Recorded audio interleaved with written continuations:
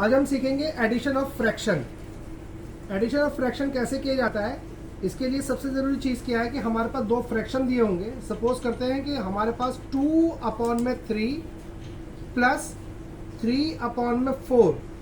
मान लेते हैं कि हमारे पास इस प्रकार के दो फ्रैक्शन दे रखे हैं। अब दो फ्रैक्शन जो हमें ऐड करने हैं, इसको करने से पहले आपको पहले ये जानना पड़ेगा कि फ्रैक्शन होता क्या है।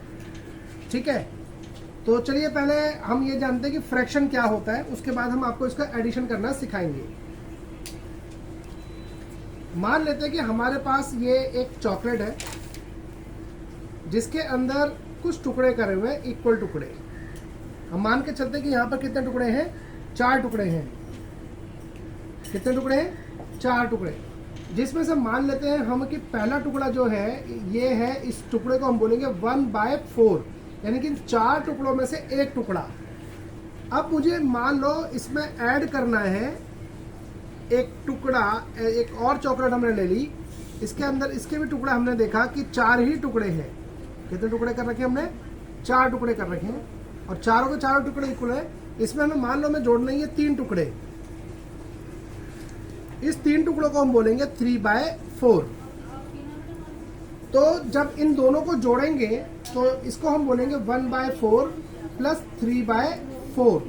तो आप देखेंगे कि जब इनको जोड़ेंगे तो क्या होगा। देखो, ये वाला एक टुकड़ा और ये वाले 3 टुकड़े, क्योंकि सभी के सभी टुकड़े बराबर हैं, तो अगर मैं ये एक टुकड़ा जिसको मैंने इस चॉकलेट में से निकाला है, उसे मैं इस वाले टुकड़े में अगर लगा दूं, जैसे मान लो मैंने ये एक टुकड़ा निकाला, ये रख दिया मैंने ऐसे, और ये वाले 3 टुकड़े निकाले वो मैंने यहाँ पे रख दिए। ये वाले 3 टुकड़े, एक, ये 3 टुकड़े। तो आप क्या देखेंगे, इसमें कितने टुकड़े बन गए, 4 टुकड़े हो गए। तो ये 4 के 4 टुकड़े मिलकर क्या बन गए, कंप्लीट चॉकलेट बन गई। ये 4 के 4 मिलकर क्या बन गए, कंप्लीट चॉकलेट हो गई।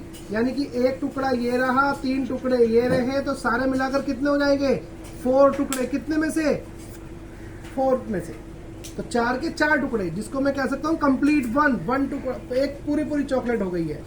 तो उसी प्रकार से जब हम इसको ऐड करेंगे तो 1/4 और 3/4 को जब ऐड करेंगे तो इनका डिनोमिनेटर सेम है, तो इसको एक बार लिख देंगे जैसे कि 4, और फिर 1 + 3 कितना हो जाएगा, 4।